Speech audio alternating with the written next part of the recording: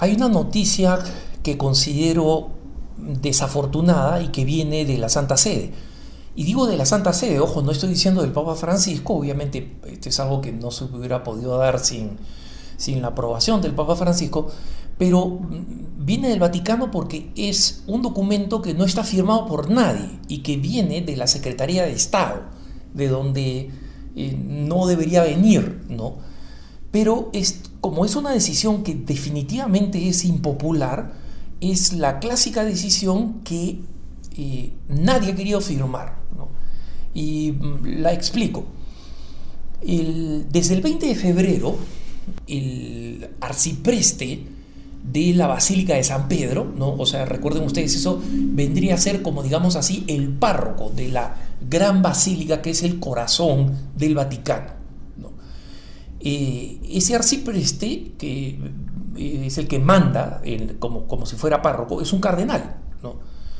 Y el 20 de febrero el Papa cambió al anterior cardenal, a Angelo Comastri, y puso al cardenal Mauro Gambetti, ¿no? Bueno, resulta que las nuevas medidas básicamente elimina una tradición muy hermosa y que tenía un gran valor. ¿Qué cosa sucede? Explico primero cómo funcionaba y qué es lo que ahora ha decidido el Vaticano. Y una vez más digo el Vaticano porque se dio a conocer un documento que estaba en papel membretado de la Secretaría de Estado, pero que no firma nadie. No firma el secretario de Estado, no firma el sustituto, no firma el encargado para los estados, que no debería firmar porque no tiene nada que ver, y además no viene del arcipreste nuevo de la Basílica, ¿no? Para quienes no han estado en San Pedro, o quienes han estado rápidamente, ¿no? San Pedro, la Basílica de San Pedro es una basílica impresionante, porque ahí reposan los restos de muchísimos papas y varios de ellos santos, ¿no? Por ejemplo, el altar lateral de San Pío X está entrando en el lado izquierdo y casi al frente, en el otro lado de la anchísima basílica, está el de San Juan Pablo II. Y luego, en forma transversal, un poco más adelante, también en la nave derecha de la Basílica de San Pedro, está la de San Juan XXIII, ¿no? Pero hay otros papas santos que están allí, y hay algunos mártires que están en la cripta, abajo de lo que era la primera basílica, ¿no? Y cuando quienes han terminado de visitar la colosal San Pedro, ¿no? Pueden bajar por la cripta a un piso inferior, o un inmenso sótano, digamos así, o sea, gigantesco, ¿no?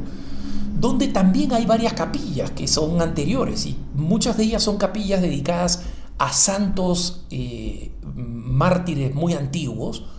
Otras son capillas nacionales. Por ejemplo, hay una capilla de la iglesia lituana, ¿no? Hay una capilla de la iglesia en México, que además está al costado de la capilla de San Pedro, y que tiene, por supuesto, la emblemática Virgen de Guadalupe. Bueno, en total, el Vaticano tiene 45 altares, o sea que están simplemente altares laterales, ¿no? Arriba o abajo en esta zona, y tiene un total de 11 capillas, ¿no? Entre las capillas que están arriba, por ejemplo, la capilla del Santísimo Sacramento, y las capillas que he mencionado, ¿no? Como estas capillas especiales, donde está la capilla Clementina, digamos que es una de las que está más cerca a los restos de San Pedro, etc. Lo que sucedía es que todos los días había una misa en cualquiera de los 45 altares temprano en la mañana, ¿no? Y estas misas podían ser celebradas, por ejemplo, muchas veces eran la misa del día de muchos funcionarios del Vaticano, sacerdotes que trabajan para el Vaticano. Entonces comenzaban la misa, y muchas de estas misas era básicamente solo el sacerdote en un altar que estaba disponible de su devoción, ¿no? San Pedro tiene una gran sacristía donde todo esto se coordina, quién está usando qué altar a qué hora, ¿no?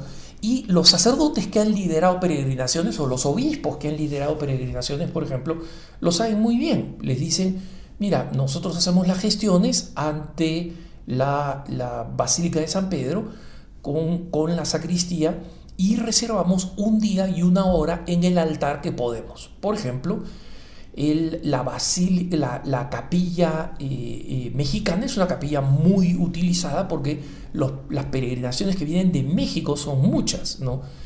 La capilla lituana es utilizada por muchísimos norteamericanos porque es una capilla muy bella y entra un grupo relativamente grande y está con frecuencia libre, ¿no? Porque obviamente las peregrinaciones lituanas es una población católica muy heroica, pero pequeña, ¿no? En la antigua Unión Soviética. Entonces, esto permitía que cada grupo de peregrinación que llegaba con su sacerdote pudiera celebrar su misa en su lengua, y era bello ver grupos católicos de Japón, de Filipinas, de la India, de distintas partes de la India, además, de distintos grupos de América Latina, de las naciones europeas, de naciones africanas, poder celebrar la misa en su propia lengua, con su propio sacerdote, en cualquiera de las mañanas en estos 45 altares, ¿no? Uno de esos altares más solicitados es el altar de San Juan Pablo II, lo que es difícil encontrar una fecha abierta ahí, ¿no? Porque muchas comunidades quieren venir y tienen que separarlo con anticipación. Bueno, todo eso se ha acabado. La decisión es punto final a todas estas misas. Y aquellos que querían celebrar en la mayoría de las capillas, que por si acaso la mayoría de las capillas, la gran mayoría de las capillas, fueron construidas obviamente antes del Concilio Vaticano II y en consecuencia tienen altares que están hechos para celebrar ad oriente, ¿no? Es decir, de cara a la concelebración, de espaldas al pueblo, ¿no? Y lo que sucede ahora en adelante, ¿no? En vez de haber una misa por hora de 9 a 12 de la mañana en los distintos altares, las nuevas medidas obligan a que los sacerdotes participen en misas preestablecidas en italiano, ¿no? Entonces va a haber una misa a las 7 de la mañana, otro a las 8 de la mañana en la capilla del coro, ¿no? Y va a haber una a las 7:30 de la mañana y otro a las 9 de la mañana en el altar de la cátedra, ¿no? Por si acaso, la capilla del coro es una capilla grande que está entrando en el lado derecho. La capilla de la cátedra es la que está justo detrás del gran altar y del baldaquino, que tiene esas 4 columnas en espiral famosas, ¿no? La parte de atrás que tiene el ventanal muy bello del Espíritu Santo, la que está al fondo, en el extremo, digamos, de San Pedro, el extremo opuesto a la entrada. Esa es la capilla, el altar de la cátedra. El asunto es que las misas van a ser en italiano. Entonces, San Pedro no es de la iglesia en Italia. San Pedro está en el Vaticano, es de la Iglesia Universal. Y entonces esta primera norma que le quita completamente la intimidad de la experiencia universal de San Pedro, ¿no? Y por si acaso, nada de esto, por favor, se entienda como un acto de maldad, no lo es. ¿Cuál es la razón que ha dado el documento sin firma de la Secretaría de Estado? Que lo que se quiere es que exista una liturgia más reverente, ¿no? Todas las misas van a tener coro y van a tener lectores. Y cuando algún sacerdote celebraba en un altar personal, uno podía sumarse a la misa si estaba caminando y peregrinando, que era una de las cosas bonitas de San Pedro, que se podía entrar y en cualquier momento encontrar una misa en cualquier idioma y uno podía unirse en esta experiencia universal, ¿no? A veces el sacerdote, si veía que era una o dos personas, compartían la hostia con la que estaba celebrando la misa. Si el grupo que se sumaba era grande, no recibía la comunión, pero participaba de la misa, ¿no? Todo eso se ha acabado. Ahora solamente hay estas 4 misas, una de ellas prácticamente en simultáneo, en 2 distintos altares, y los que quieran se pueden sumar a esas misas. Entonces viene un grupo de filipinos, el grupo de filipinos, si viene con un obispo y un sacerdote, se pueden sumar los clérigos a la concelebración en el altar y el resto de fieles entre el pueblo, ¿no? Y van a escuchar una misa en italiano, ¿no? Y a eso se suma que la forma extraordinaria del rito romano, es decir, el misal de 1963, ¿no? El que se celebra en el antiguo misal, el previo al Concilio Vaticano II, en latín y ad orientem, ahora solamente se va a poder celebrar una sola vez y en una sola capilla, en la Capilla Clementina, que para los fieles que optan por participar de la forma extraordinaria del rito, ¿no? Van a poder participar solamente de esa misa y una misa al día, ¿no? Ya no va a poder venir un sacerdote de peregrinación y celebrar la misa en la forma extraordinaria del rito. Primero, el documento del Vaticano, de la Secretaría de Estado, dice que los sacerdotes, que solamente se va a poder celebrar el rito extraordinario. Así lo dice, ¿no? Lo cual es una aberración y un descuido. O sea, hay gente que no entiende muy bien la precisión de los términos, pero si hay alguien que debería entenderlo es el Vaticano. Y en el Vaticano, digamos, el cogollo de gobierno del Vaticano, que es la Secretaría de Estado. Entonces, tener, digamos, la superficialidad de llamarle el rito extraordinario, cuando nosotros sabemos que claramente el Papa Benedicto XVI especificó que el rito es uno solo, es el rito latino, ¿no? O el rito romano.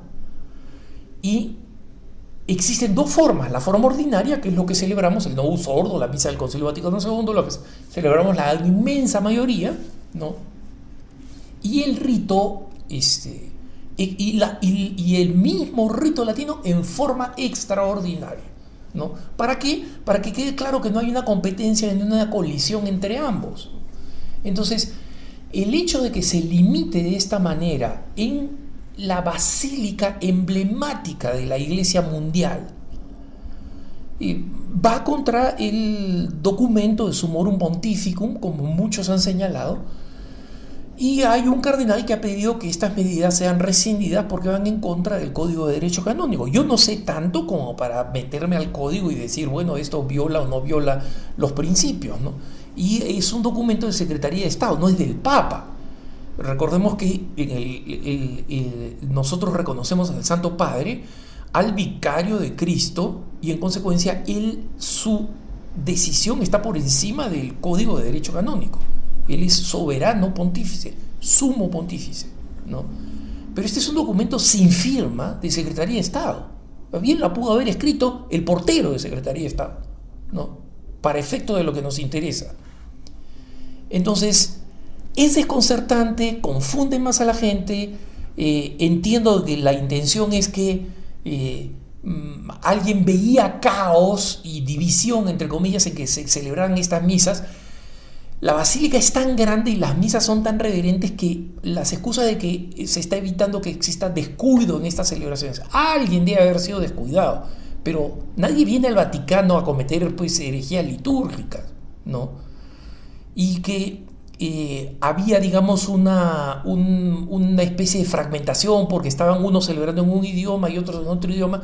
Es todo lo contrario a la fragmentación. Todos están celebrando la misma Eucaristía en las distintas lenguas o en latín, que sigue siendo la lengua oficial de la Iglesia. Entonces, esta decisión se vuelve todavía más dolorosa y más sospechosa cuando nadie la quiere firmar y cuando nadie puede dar explicaciones y nadie está dispuesto a darlas, ¿no? Con lo cual no colabora a que los católicos, especialmente los que vamos a San Pedro con frecuencia o que quieren ir por primera vez o que forma parte de una peregrinación que hace cada tanto tiempo, ya no puedan tener la experiencia de una misa en su propia lengua, porque ahora todo va a ser en italiano y en unas misas despersonalizadas. Que tengas un buen día.